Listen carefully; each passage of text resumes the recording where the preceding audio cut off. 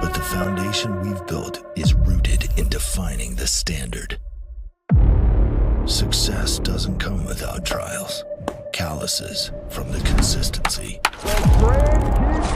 Our fans, they expect greatness. We demand it. The pressure doesn't break us, it sharpens us.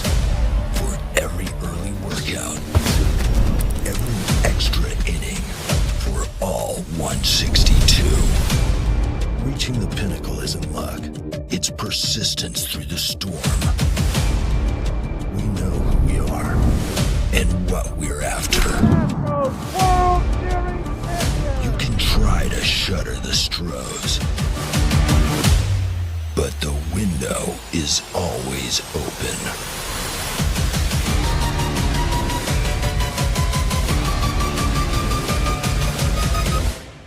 We are built for this.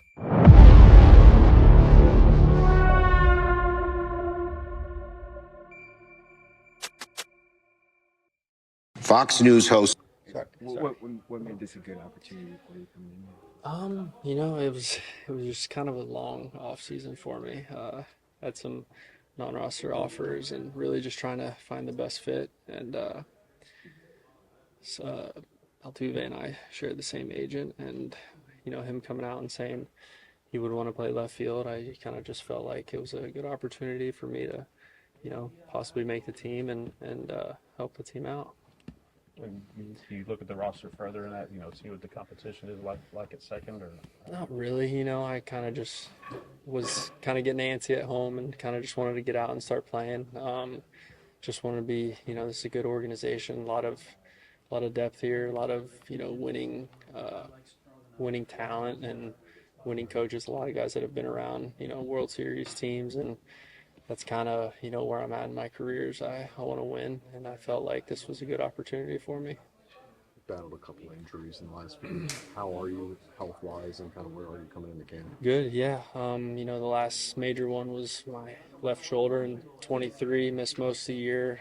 Came back and finished the year pretty strong. I felt healthy, felt good, and last year had a good healthy year, and just trying to capitalize off of last year and tweak some things and be back to a competitive baseball player again.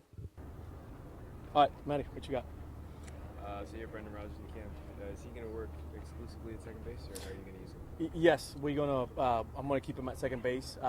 When we talked this morning about potentially getting some reps at third base, but mostly second base for the first week or two. What did you guys like about him? What intrigued you guys about bringing him to camp? You know what? He's been battling injuries the last couple of years, but when he's healthy, he's a good player. We like the power from the right side. He could play second base. If he could add some versatility to our roster, something that we're attractive to. But we like the player. It's a player that we kind of have had an eye on him for a while. So we brought him to camp here to compete for a spot. with games starting tomorrow, what certain positions are you going to be looking at maybe more than others where you have some competition? I'm thinking maybe right field if you have Chaz, but you have some other, maybe second now that's... Man, I'm looking at, at all. We bench, there's bench opportunities, roles on our bench that guys are competing for spots. Some of our relievers. I'm excited to see Gusto. We all know last year he, went to Cleveland and didn't get an opportunity to start that game. So I know he's excited getting on the mound tomorrow. So I'd be watching closely. All our guys, some of our young players, I'm excited about them. So they'll be playing a lot early. You said the guys that are going to play later is like the Alvarez's, Altuve's. Yes. I'll get those guys in there. Next week at some point. Speaking of watching closely, what's the most consistent thing you've noticed about Altuve's preparation since you've known him? Oh man, this guy wants to win. This guy is a winner. He's just not only, it's more than just Altuve's. He's not selfish. He cares about his teammates. He wants to finish his career as a winner. And when players like that, take the steps that he took to open the opportunities for others, that's what leaders do. So I've been very fortunate to have a front row seat to his career, to his career. So very fortunate. I'm not trying to insinuate that he didn't run around and move around a bunch in past spring trainings, but given that he's in the outfield now, how much more are you guys having to monitor, like how much he runs every day, how much he exerts himself, and is that a more concentrated focus this camp than maybe previous ones? Yes, not only for Jose, but for a lot of our guys.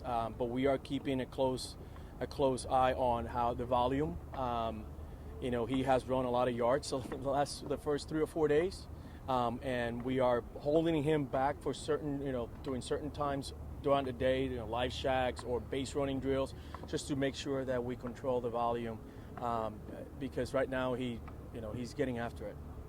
Look, Luis Garcia threw a pretty full bullpen. Yeah. Yesterday. How did he come out of that? He came out feeling pretty good about it. Same thing with Lance. Lance also felt pretty good about his bullpen yesterday. Dubin played catch today, 20 throws, like 60 feet, and that looked, it looked like he sounded like he was no issue. So we'll see how he feels tomorrow. What about Otto? Otto? What happened with Otto? Is he behind? Oh, we have 2 autos. Pitcher. Okay, so I'm trying to. Okay, yeah, you got to you're be right, specific. We do have 2 of them. He's slowly coming along, but he is feeling better. But not enough to get on the mound yet or anything like that. Will Paredes and Walker also play later? Or they get No, they'll get in before Jordan, Altuve, and Jeremy. Or it's still no throw? Still no throw. He's not moving as quickly as we would like him to.